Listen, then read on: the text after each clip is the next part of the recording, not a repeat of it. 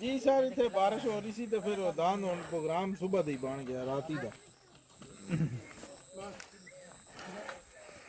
राती भी मौसम साफ होया दरअसल बच्चा नवाल दे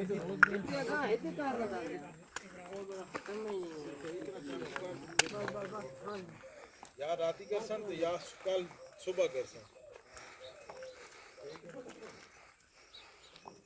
ये टाइम में राती 9 बजे 10 जाना ठीक है ना कल दान ਤੁਹਾਡੇ ਕੋਲ ਹੋਏਗਾ ਜੀ ਕਿਆ ਵਿਚਾਰਾ ਠੀਕ ਹੈ ਤੁਸੀਂ ਬੱਚੇ ਦਾ ਬੰਦ बस वही ना सुबह पहुंच जाएगा इंशाल्लाह तुसी बच्चे तो बंदोबस्त करो ठीक है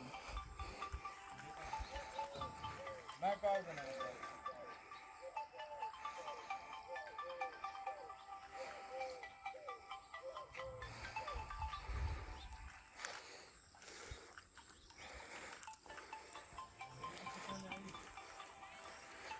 अबरार भाई थोड़ा सेंड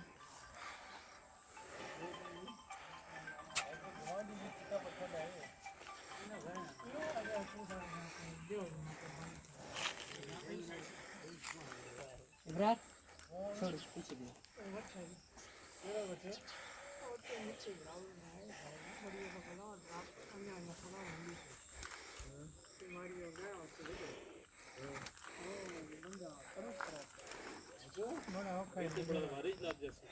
राजू वाशरूम से नहीं जाना